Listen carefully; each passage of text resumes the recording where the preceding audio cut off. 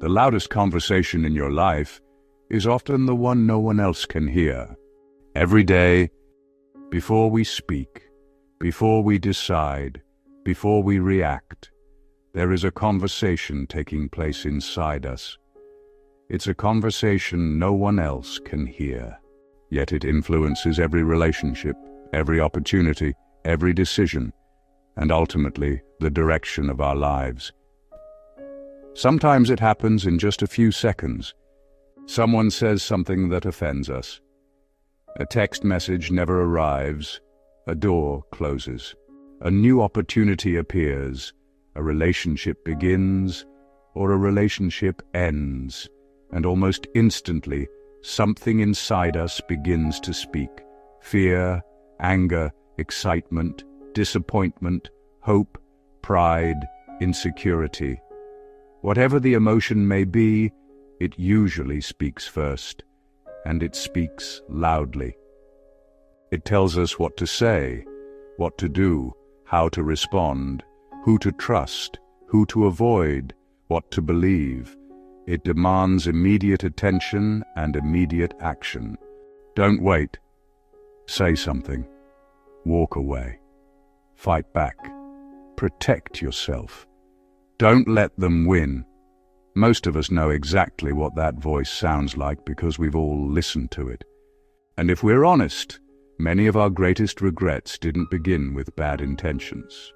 They began with one emotional decision.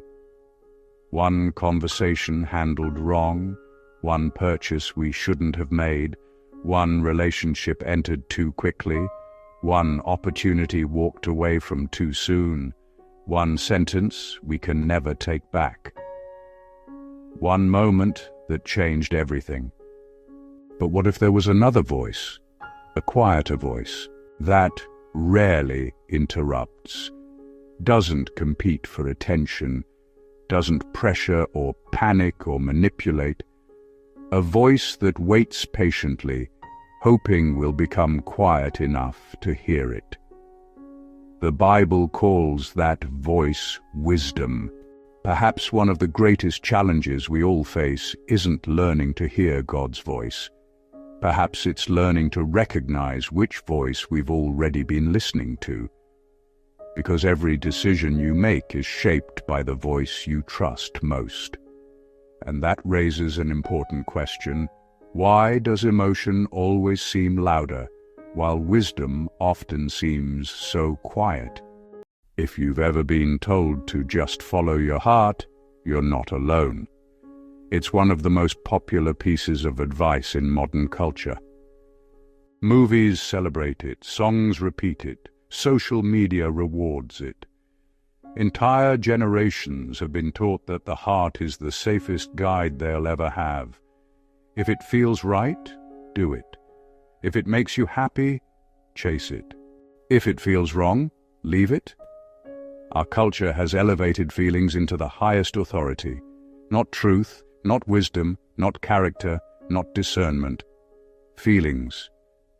And without realizing it, many people spend their lives making permanent decisions based on temporary emotions. The problem isn't that emotions are bad. The problem is that emotions were never designed to become our compass. Imagine trying to sail across an ocean using only the direction of the wind. The wind changes constantly, sometimes pushing you forward, sometimes backward, sometimes changing without warning. If the captain only followed the wind, he'd spend more time drifting than arriving. Instead, he uses something steady, a compass. The wind affects the journey, but the compass determines the direction. Our emotions are very much like the wind. Some days we wake up confident, other days uncertain. Some mornings we feel close to God, other mornings spiritually dry. If our lives are directed by whichever emotion is strongest that day, we'll constantly change direction. We'll mistake feelings for facts, comfort for calling, excitement for wisdom, fear for discernment. But wisdom doesn't ask, "What do I feel?" It asks a better question. What is true? That single question has the power to redirect an entire life, because truth doesn't change every morning. God doesn't redefine wisdom because our emotions fluctuate. His character remains steady even when ours does not. That's exactly why Scripture consistently points us toward wisdom instead of impulse, not because God is trying to limit our freedom, but because He understands something we often forget. Our emotions reveal our condition. They do not always reveal reality. You can genuinely feel rejected and still be deeply loved. You can genuinely feel forgotten while God is quietly preparing something you cannot yet see. You can genuinely feel afraid and still be completely safe in His hands. At this point, you might be wondering, if emotions can mislead us, why did God give them to us at all? That's a fair question, because nowhere in Scripture does God describe emotions as mistakes. In fact, He created them. Joy, compassion, gratitude, wonder, sorrow, hope, even righteous anger.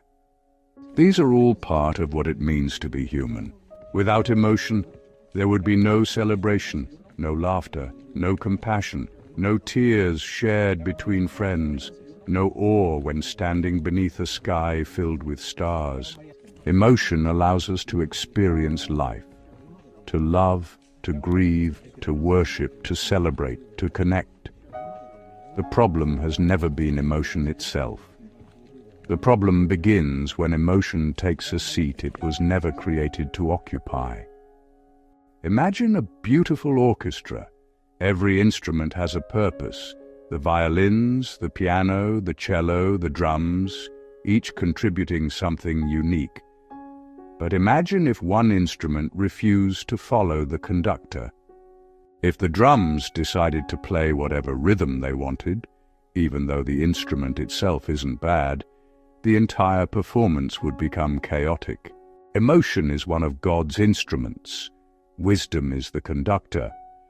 When wisdom leads, our emotions become beautiful expressions of what we're experiencing. When emotion tries to become the conductor, our lives slowly lose harmony. Perhaps that's why Jesus never rejected emotion. He experienced it fully. He rejoiced, he wept, he felt compassion, he experienced sorrow, he became angry at injustice, he loved deeply, he grieved honestly. He felt everything we feel. Yet never once did emotion become his master. That alone teaches us something remarkable.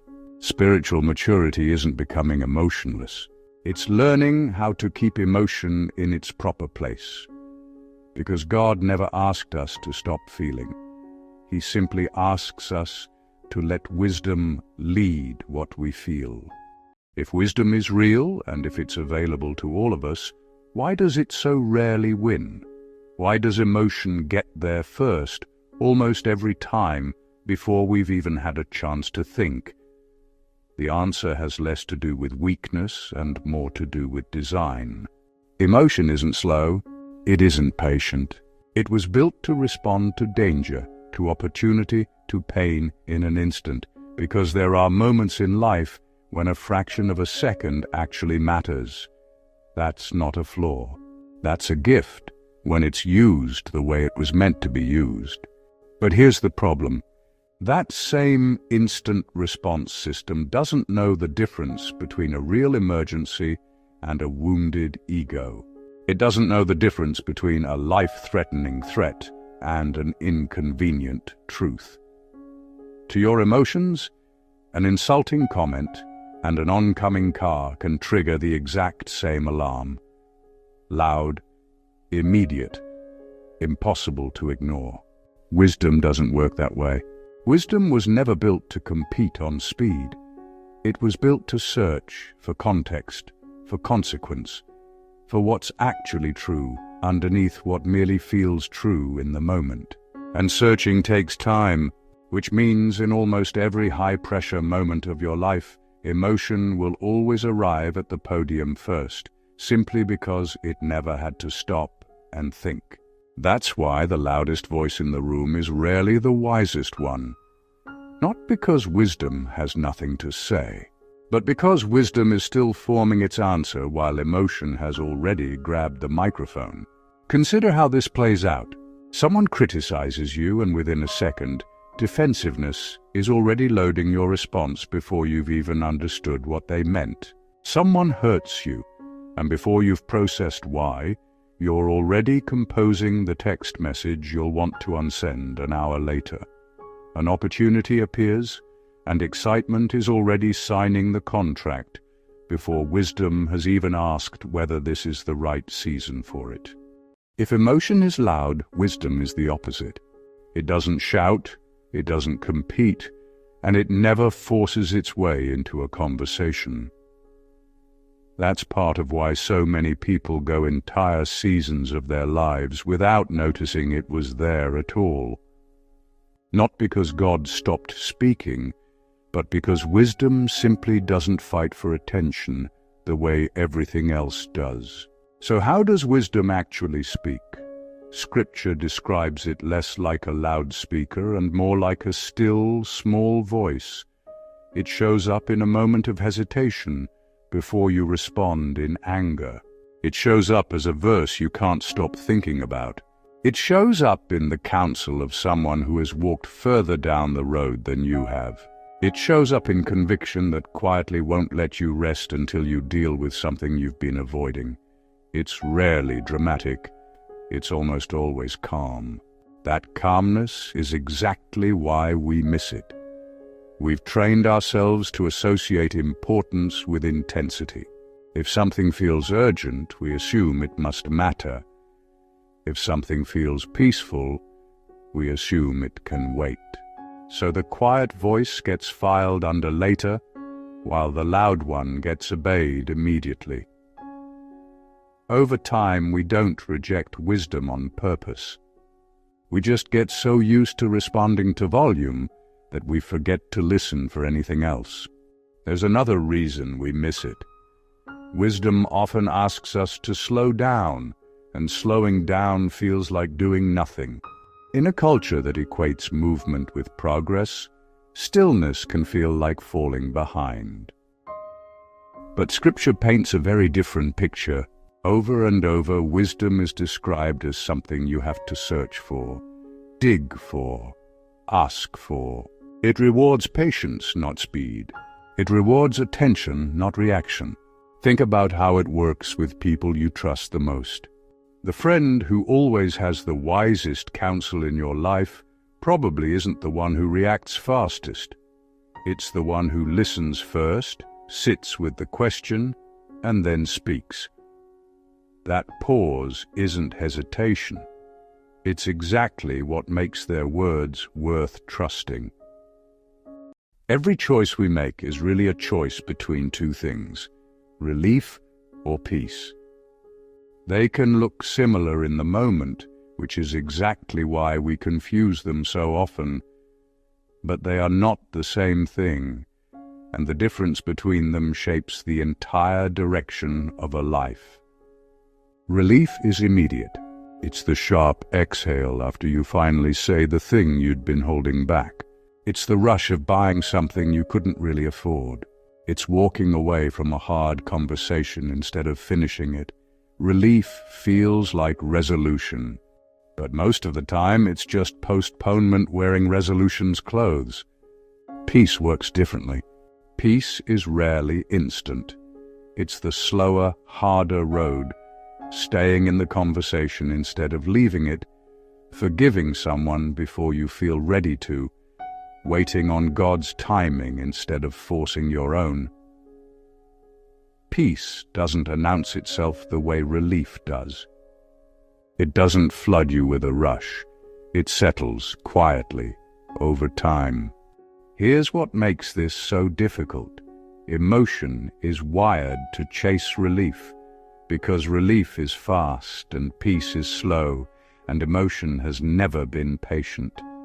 So in the moment of decision, relief will almost always feel like the wiser choice, because it resolves the discomfort right now. Peace asks you to stay uncomfortable a little longer for something better on the other side. Think about a seed planted in the ground. There is no visible progress for weeks. Nothing about the process looks like growth. If you only trusted what you could see immediately, you'd assume nothing was happening at all. But underneath the surface, roots are forming. That's peace. Unseen, unhurried, but building something that will actually last. Relief plants nothing. It simply removes the discomfort of the moment and then leaves you exactly where you started. Sometimes worse, because now there's also the weight of what relief cost you to get there. Ask anyone who has chased relief for years instead of pursuing peace. They'll tell you the discomfort didn't disappear. It just came back, louder. If we want to see what it looks like when wisdom leads and emotion follows, we don't have to look far. We have the clearest example in history, Jesus, not a distant, emotionless figure untouched by pain, but a man who felt everything deeply and still never let feeling make his decisions for him. Look at the night before his crucifixion. In the Garden of Gethsemane, Scripture tells us his soul was in anguish. He was overwhelmed to the point of sweat like drops of blood. This wasn't calm detachment. This was real, human, honest emotion. Fear of what was coming, the weight of what he knew he was about to carry. And in that moment, he had every emotional justification to run, to call down angels, to choose relief over the road ahead of him. But instead of letting that emotion decide, he prayed, "Not my will, but yours be done." He brought his feelings to God instead of letting his feelings replace God's will. That's the pattern all through his life. When he was betrayed by Judas with a kiss, he didn't retaliate. When he stood silently before accusers who lied about him, he didn't defend himself out of wounded pride. When a storm terrified his disciples, he didn't panic alongside them. He stood, spoke peace, and the wind obeyed. None of this means Jesus didn't feel the full weight of what was happening. He wept at Lazarus's tomb. He grieved. He felt the sting of betrayal as much as anyone ever has. But his emotion never became his compass. It informed him. It never led him. That distinction is everything.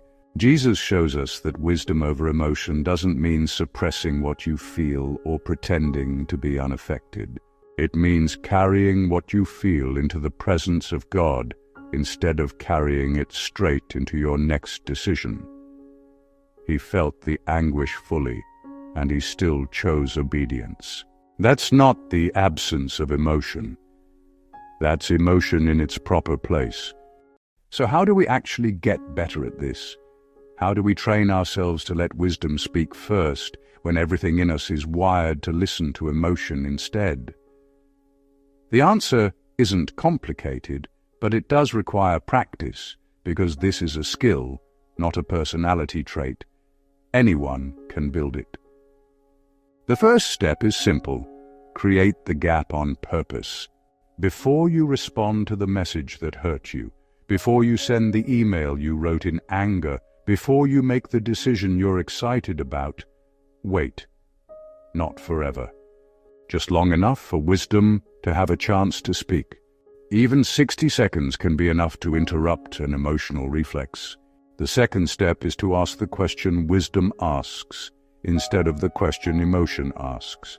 Emotion asks, how do I feel right now? Wisdom asks, what is actually true here? What will I think about this decision a year from now?